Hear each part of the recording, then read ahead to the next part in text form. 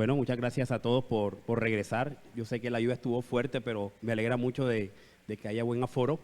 El siguiente tema que vamos a hablar era un tema que íbamos a hacer en las horas de la mañana, pero por dificultades técnicas, especialmente con uno de los internistas, uno de los ponentes, desafortunadamente hubo que cambiar la hora de la charla.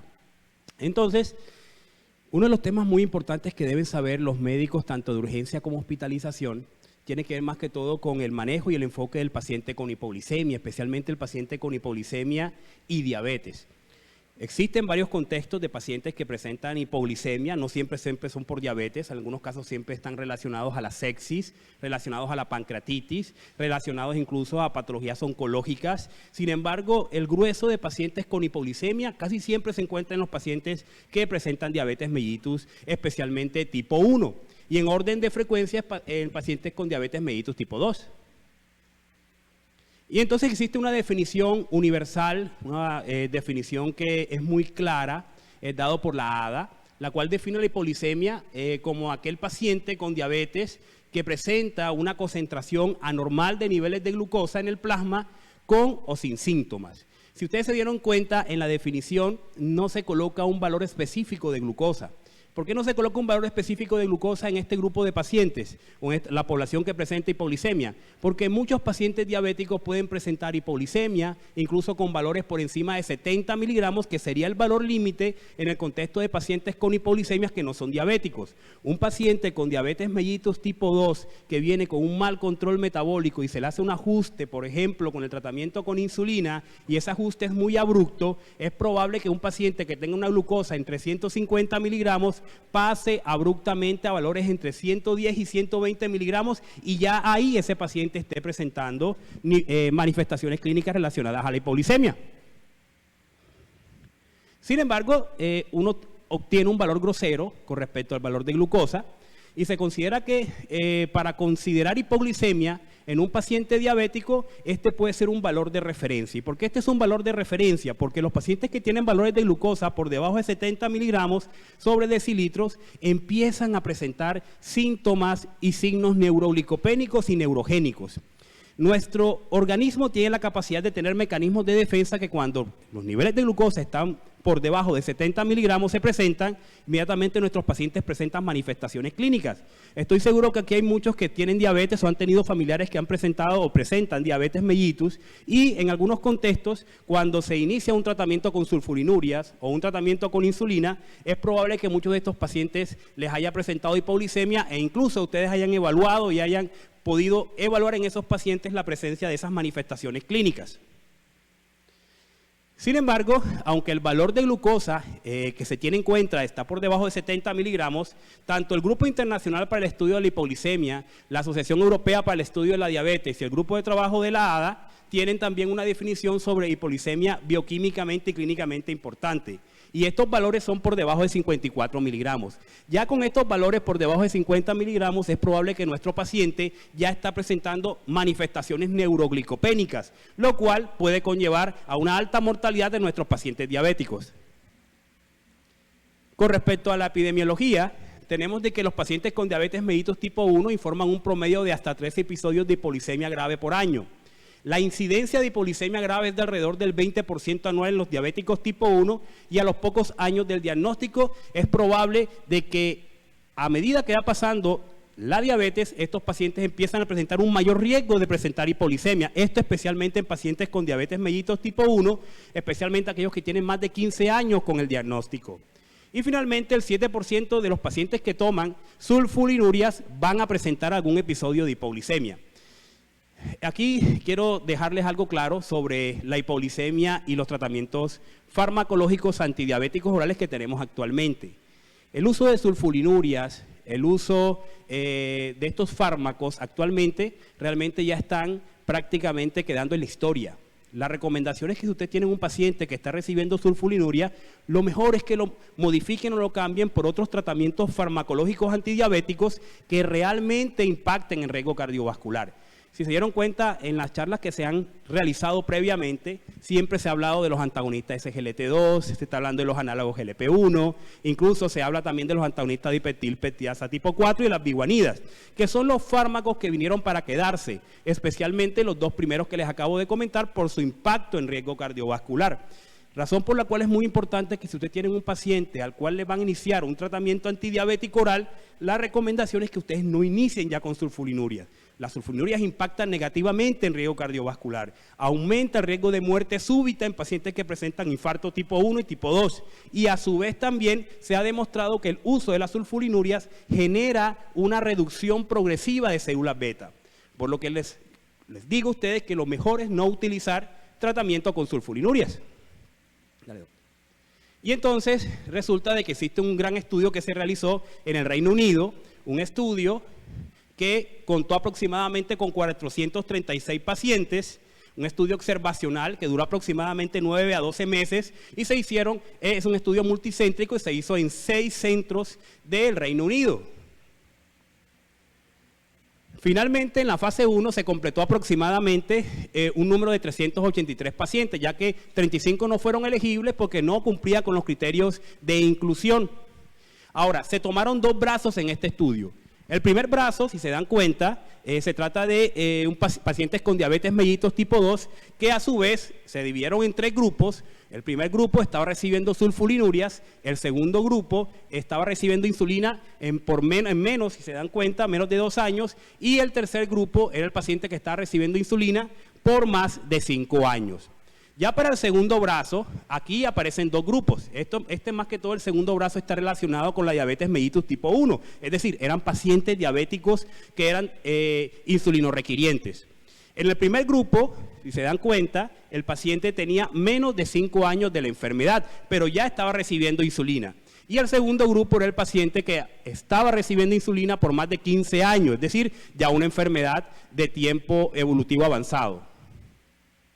¿Y qué mostró este estudio del Reino Unido? Lo que mostró, esto lo que le estoy mostrando ahora acá, es una gráfica donde se demuestra la proporción en que cada uno de estos escenarios, cada uno de estos grupos presentó hipoglicemia. Entonces, para el primer grupo, que es el paciente o los pacientes que presentaban diabetes mellitus tipo 2 y estaban recibiendo sulfonurias, la proporción de hipoglicemia era de aproximadamente 0.1. Posteriormente, el segundo grupo del primer brazo, si se dieron cuenta, el paciente con diabetes mellitus tipo 2, que tenía menos de 2 años con la enfermedad y que estaba recibiendo insulina, la proporción era muy similar. Ya para el tercer grupo del primer brazo, si se dieron cuenta, que ya el paciente que tenía más de 5 años con diabetes mellitus tipo 2, ya en este grupo de pacientes la proporción de riesgo de hipoglicemia fue mucho mayor, llegando a 0.3. Ya para el último grupo, que es el último brazo, perdón, donde existen 2 grupos, especialmente en los pacientes con diabetes mellitus tipo 1, se demostró que los pacientes con diabetes mellitus tipo 1, que tenían menos de 5 años con diabetes y recibiendo insulina, presentaba una proporción algo similar a la que presentaba el grupo del primer brazo de los pacientes con diabetes mellitus tipo 2 y que tenían más de 5 años recibiendo tratamiento con insulina. Pero fíjense al final, si se dan cuenta, los pacientes que estaban recibiendo insulina y tenían una duración de su patología más de 15 años y que eran diabéticos tipo 1, tenían una mayor proporción para la presentación de hipoglicemia. Incluso la proporción llegó a ser de 0.5. Este estudio que nos demostró que a mayor tiempo de evolución de la enfermedad, es decir, de la diabetes mellitus tipo 1, mayor riesgo de hipoglicemia, y que este riesgo era mucho mayor en los pacientes con diabetes mellitus tipo 1. Y entonces existen una serie de factores de riesgo que hay que tener en cuenta para considerar a esos pacientes que pueden tener riesgo de hacer hipoglicemia. Y tenemos entonces la insuficiencia autonómica asociada a la hipoglicemia, mayor duración de la diabetes, lo acabamos de demostrar ahora con el estudio del Reino Unido, mayor edad, es decir, a mayor edad es mayor el riesgo de presentar hipoglicemia, niveles bajos de glicemia cuando se logran con medicamentos. Y aquí también es algo muy importante que deben tener en cuenta. A veces nosotros tratamos de correr para realizar una meta específica o buscar una meta intensiva en ciertos pacientes. Y entonces intentamos utilizar varios fármacos y en el afán de tratar de buscar un buen control metabólico en esos pacientes que ya tienen mucho tiempo con diabetes, lo que generamos entonces es un riesgo de hipoglicemia, especialmente con aquellos fármacos que generan alto riesgo de hipoglicemia, que ahorita les mostraré, como por ejemplo las sulfonilurias y la misma insulina. Entonces, a veces combinamos insulina con sulfoniluria y lo que hacemos es aumentar el riesgo de esos pacientes de presentar hipoglicemia. Algo también muy importante es que el paciente tenga antecedentes ya de hipoglicemia grave reciente. Estos pacientes tienen mayor riesgo de presentar hipoglicemia y esto sucede especialmente en pacientes que están recibiendo insulina. Hay pacientes también que por la actividad física extenuante pueden presentar también hipoglicemia. Esto más que todo está relacionado a aquellos pacientes que son diabéticos tipo 1 y que hacen actividades físicas de alta intensidad y no se genera un monitoreo de sus niveles de glucosa al momento de realizar el ejercicio. Es por eso importante que los pacientes que tienen diabetes mellitus tipo 1 tengan la posibilidad de conocer sus niveles de glucosa antes y después de realizar la actividad física. Y entre otros factores de riesgo se encuentra la ingestión de alcohol, la enfermedad renal crónica y la desnutrición con agotamiento de glucógeno. Estos son los factores de riesgo más importantes, sin embargo recordar que las comorbilidades, como por ejemplo el paciente séptico con diabetes, el paciente oncológico con diabetes, el paciente con enfermedad renal crónica y diabetes, el paciente con lesión renal aguda y diabetes, tienen más riesgo de presentar evidentemente hipoglicemia. Y aquí lo que les muestro con esta tabla es cuáles son esos fármacos que aumentan el riesgo de presentar hipoglicemia. Las biguanidas, es decir, la metformina, son los fármacos que menos generan hipoglicemia. ¿Por qué? Porque son antiglicemiantes. Al ser antiglicemiantes lo que hacen es que previenen la hiperglicemia, es decir, son fármacos muy seguros para evitar la posibilidad de presentación de hipoglicemia. Otros fármacos también son las tiazolindinedionas, ya no se utilizan mucho debido a sus efectos negativos a nivel cardiovascular, especialmente en insuficiencia cardíaca. Sin embargo, el riesgo de posibilidad de hipoglicemia es bajo, realmente solamente se los trae a colación porque son fármacos que ya realmente no utilizamos. Y otros fármacos que también generan un menor riesgo de hipoglicemia son los antagonistas de la dipeptilpeptidasa tipo 4, especialmente la linagliptina y la sitagliptina. Los antagonistas SGLT2, los análogos GLP-1 sí pueden desarrollar hipoglicemia, pero especialmente cuando se combinan con otros fármacos, especialmente como la insulina. Sin embargo, el riesgo de presentar hipoglicemia es mucho menor. Y las sulfonilurias, que son fármacos que ya les acabo de comentar previamente, que desencadenan alto riesgo de hipoglicemia, especialmente en pacientes con enfermedad renal crónica avanzada. La recomendación entonces es a dejar de utilizar las sulfonilurias como tratamiento inicial en los pacientes con diabetes mellitus tipo 2. Evidentemente en la diabetes mellitus tipo 1 no lo utilizamos, pero tener en cuenta que aumentan el riesgo cardiovascular, que aumentan el riesgo de hipoglicemia y aumentan el riesgo de muerte súbita. Si se han dado cuenta, me la he pasado toda la charla hablando mal de las sulfonilurias, porque entre ellas la glibenclamida es la que peor se comporta con respecto al riesgo de hipoglicemia. La glicazida y la glimepirida raramente generan hipoglicemia, pero sí impactan negativamente a nivel cardiovascular.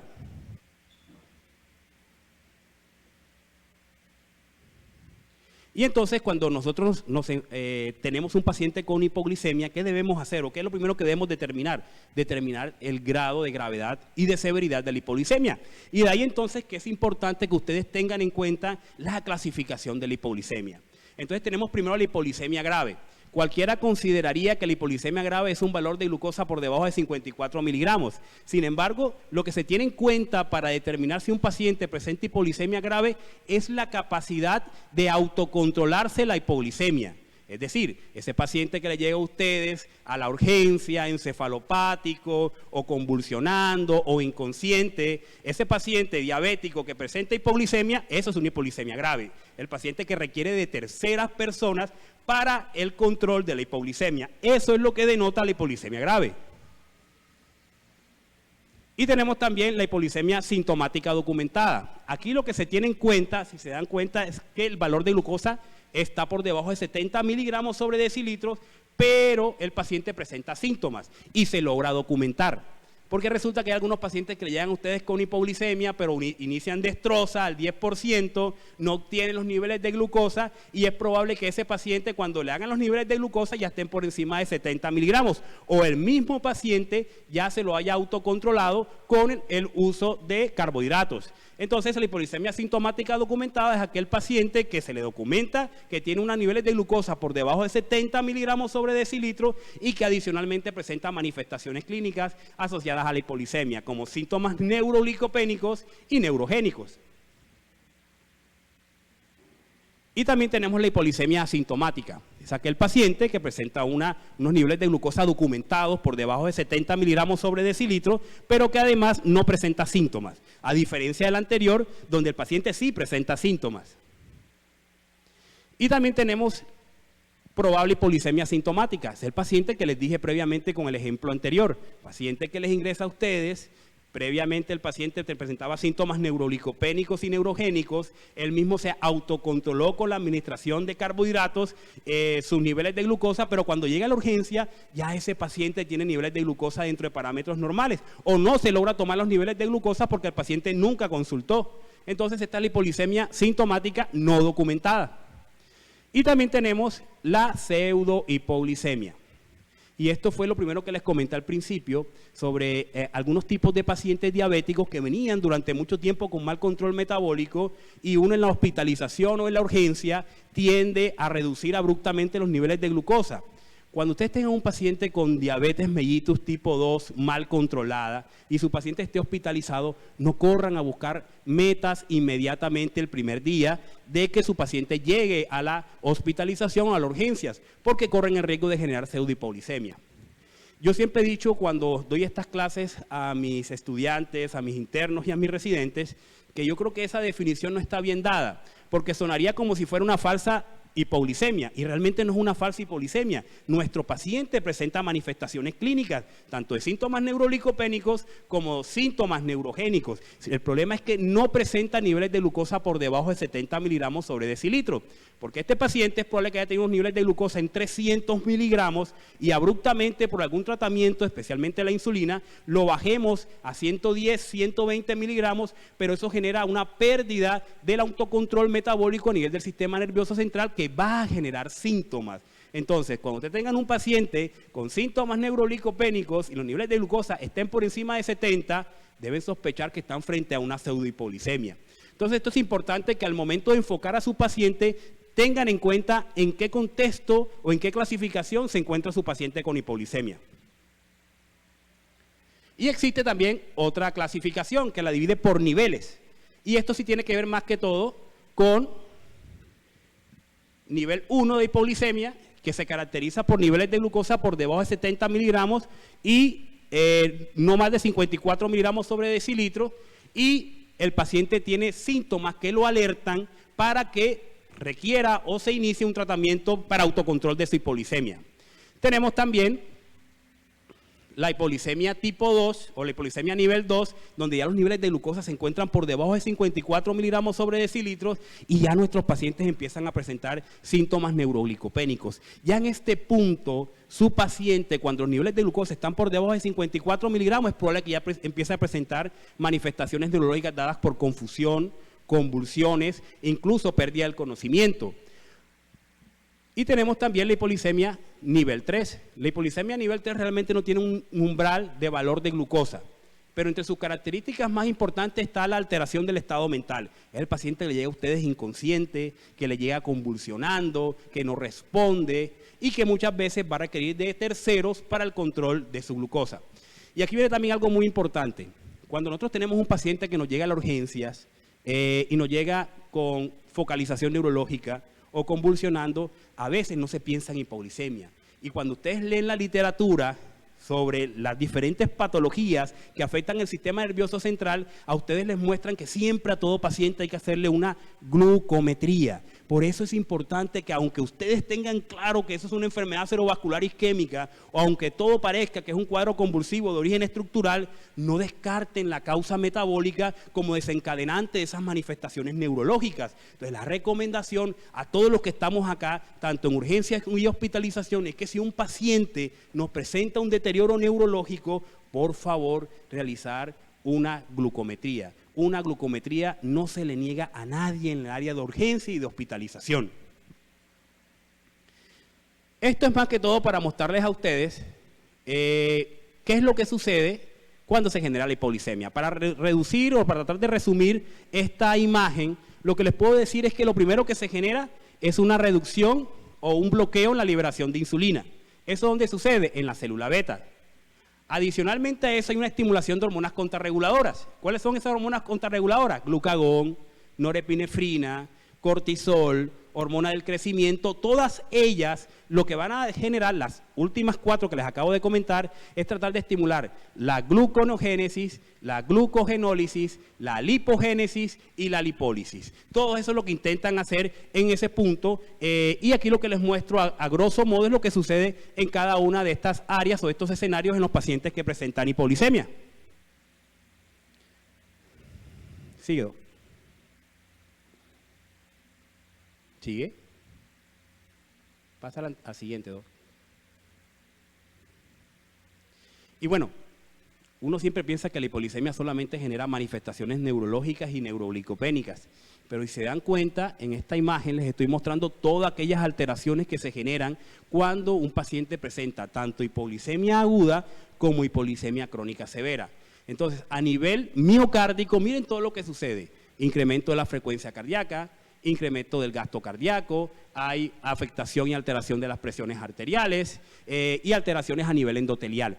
Y todo esto aumenta el riesgo de patologías cardiovasculares. La presencia de hipoglicemias crónicas persistentes van a generar un aumento en la generación de insuficiencia cardíaca, genera remodelación miocárdica. Por eso, a toda costa, en nuestros pacientes diabéticos hay que evitar la hipoglicemia y especialmente la hipoglicemia crónica persistente, porque nuestros pacientes con el tiempo pueden empezar a presentar patologías cardiovasculares. Entre otras alteraciones también tenemos el efecto o los efectos protrombóticos que genera la hipoglicemia. Y ahí tenemos el incremento de la agregación plaquetaria, el incremento de la coagulación y el incremento de selectinas que van a generar un proceso inmunoinflamatorio a nivel endotelial. Entre otras alteraciones tenemos también la aterosclerosis, especialmente generan disfunción endotelial, es lo más importante que genera la hipoglicemia y a su vez también los procesos inmunoinflamatorios. Y finalmente tenemos alteraciones a nivel de la repolarización cardíaca, puede haber prolongación del QT, es decir, la hipoglicemia tiene un efecto metabólico proarritmogénico, puede generar un incremento de los niveles de noradrenalina, razón por la cual pueden generar un efecto negativo a nivel miocárdico y puede generar también hipocalemia, que también puede generar un efecto negativo a nivel cardiovascular.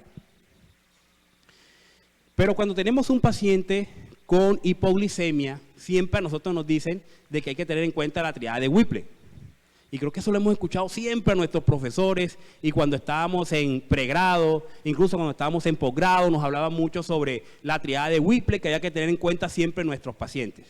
Pues les digo algo que desafortunadamente en los pacientes con diabetes mellitus y que presentan hipoglicemia, no siempre aparece la triada de Whipple. Sin embargo, en la gran mayoría de los casos sí va a aparecer. ¿Y qué características o qué escenarios tiene la triada de Whipple? Signos y síntomas compatibles con hipoglicemia, baja concentración plasmática de glicemia y desaparición de los síntomas con la restitución del valor normal de la glicemia. Este último punto, que le acabo de comentar, no siempre aparece en los pacientes con diabetes e hipoglicemia.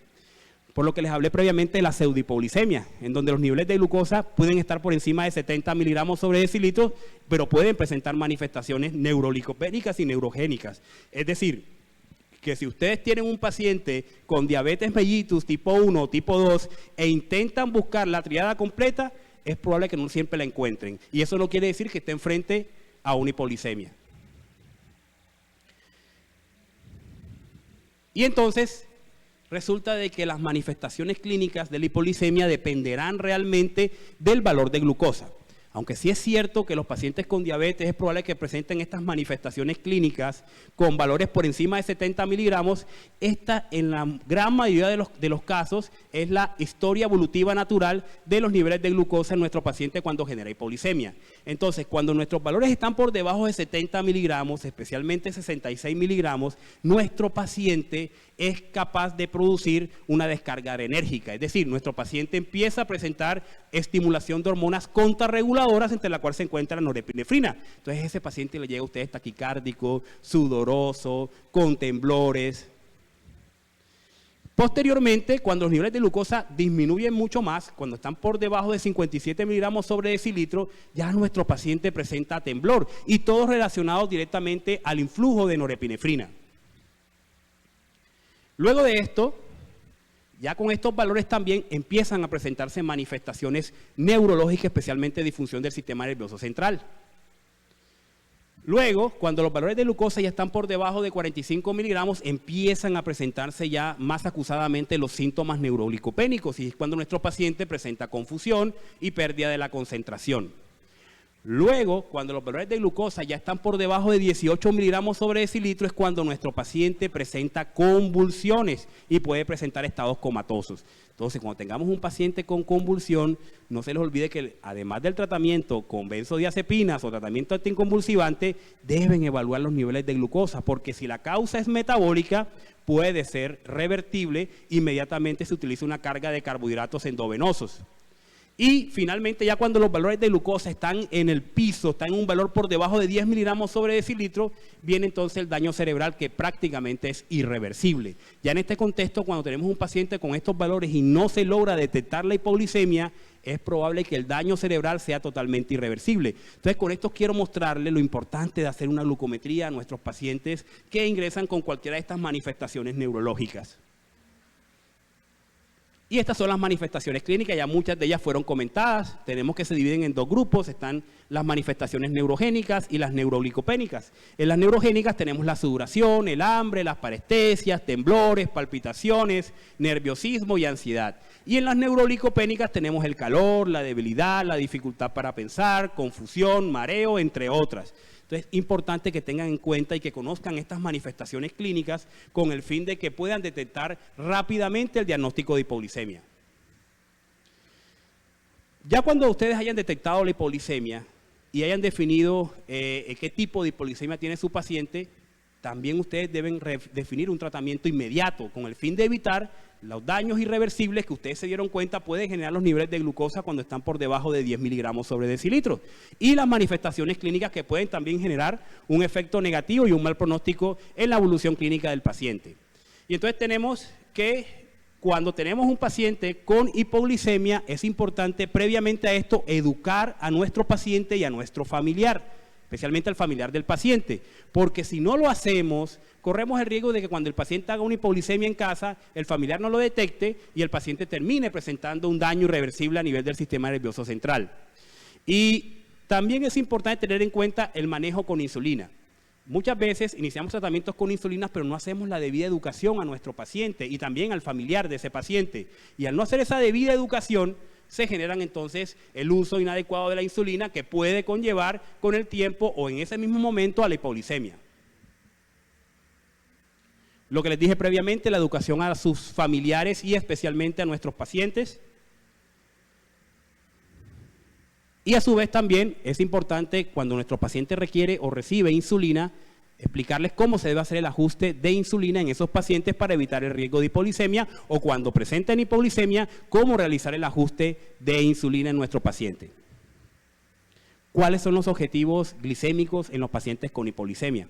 Y aquí realmente no existe como cuando manejamos los pacientes diabéticos, que tenemos valores intensivos, metas intensivas, metas no intensivas. Aquí desafortunadamente no es que exista un valor de glucosa estándar o un valor de glucometría estándar para poder decir que nuestro paciente no tiene hipoglicemia o si ya pudimos controlar la hipoglicemia. Lo que más se tiene en cuenta es la resolución de las manifestaciones neuroglicopénicas y las manifestaciones neurogénicas.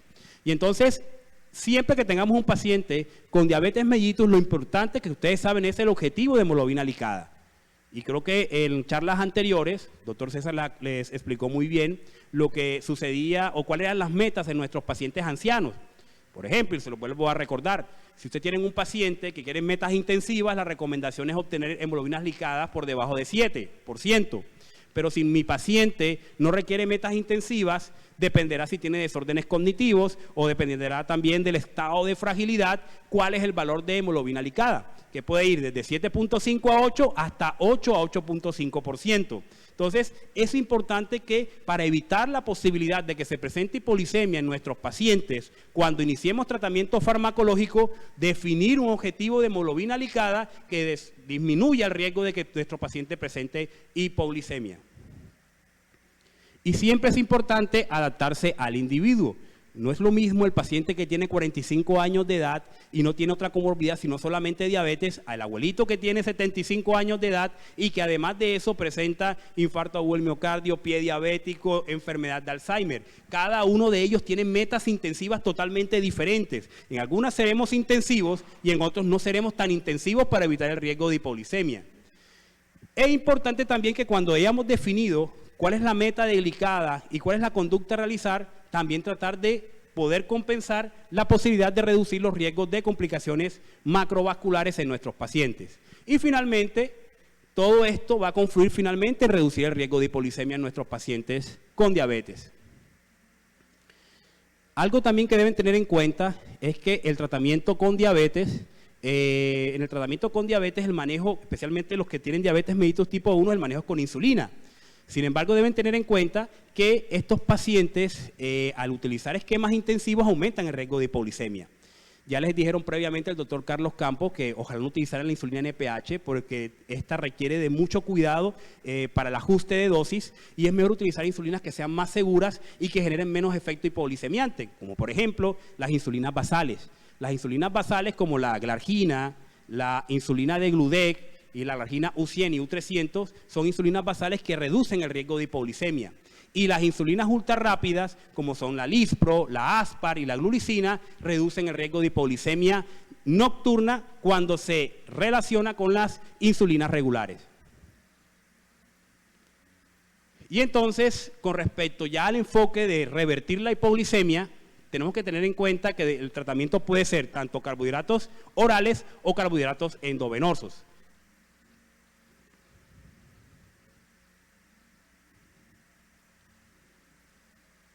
Y tenemos entonces cuando uno de nuestros pacientes presenta hipoglicemia y es una hipoglicemia sintomática, pero el paciente no tiene una hipoglicemia grave, es decir, que puede autocontrolarse la hipoglicemia, existen varias alternativas que tenemos o que tienen nuestros pacientes para tratar de reducir y evitar que se empeore más la hipoglicemia y revertir también la hipoglicemia. Entonces miren todas las alternativas que pueden tener y es importante que la tengan en cuenta porque muchos de sus pacientes les van a preguntar a ustedes durante la consulta externa o durante la consulta de riesgo cardiovascular qué debo hacer cuando mi paciente presenta hipoglicemia. Y ahí están todas las posibilidades y variedades de enfoques de manejo con el uso de carbohidratos. La recomendación es utilizar entre 15 a 20 gramos de carbohidratos, que es la regla de los 15. Cuando tenemos un paciente con hipoglicemia debemos dividirlo en dos grupos. Está el paciente asintomático y ese paciente asintomático es aquel que no presenta síntomas asociados a la hipoglicemia, pero que presenta niveles de glucosa por debajo de 70 miligramos. Aquí es importante a nuestro paciente educarlo para aumentar las maniobras defensivas. ¿Cuáles son esas maniobras defensivas? El uso de carbohidratos, reducir el ejercicio en ese momento, reducir la actividad física para evitar que la hipoglicemia empeore y finalmente ingerir carbohidratos, que ahí vuelve y entra la regla de los 15 a 20 gramos de carbohidratos, que ya ustedes previamente vieron cómo se podía utilizar ese enfoque. Y tenemos los pacientes sintomáticos. Y aquí es importante dividir a nuestros pacientes en dos grupos. El paciente sintomático con vía endovenosa y el paciente sintomático grave que no tiene vía endovenosa. El que tiene vía endovenosa, la recomendación es que si él no puede autocontrolarse la hipoglicemia, deben utilizar entonces en ese paciente dextrosa al 10%. Y la dextrosa al 10%, ¿cuánto se debe administrar? Aproximadamente entre 15 a 25 gramos. La recomendación es que inicien con un bolo de 250 cc de dextrosa al 10%.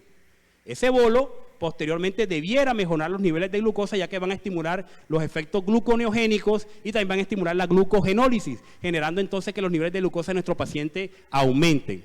Ahora, si mi paciente es sintomático y no tiene vía endovenosa, la recomendación es el uso de glucagón, que es muy difícil a veces encontrarlos en las urgencias, pero se los trae a colación porque es otra alternativa que también tenemos en nuestros pacientes. Entonces, recordar que el paciente con hipolisemia grave, con vía endovenosa, el uso de dextrosa al 10%, aproximadamente de 15 a 25 gramos, eso equivale más o menos los 25 gramos a 250 cc de dextrosa al 10%, y en su contexto de no tener una vía endovenosa, utilizar glucagón. Y tenemos varias alternativas para usar glucagón: glucagón intranasal, glucagón también para administrar en forma parenteral, y también el glucagón intranasal, que es el mismo glucagón líquido que podemos utilizar también por vía intranasal en el contexto que nuestro paciente no se le puede administrar el glucagón por vía intramuscular o subcutánea.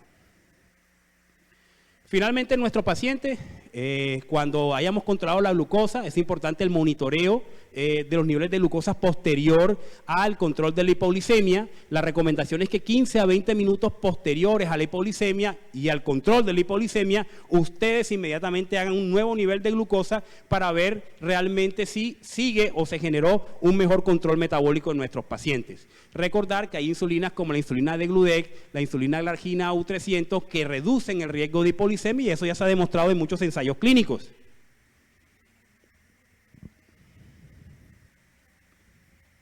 Finalmente, para concluir, doctores, la hipoglicemia es a menudo el principal factor limitante para lograr un control glucémico óptimo en pacientes con diabetes y se asocia con una morbilidad y mortalidad sustanciales.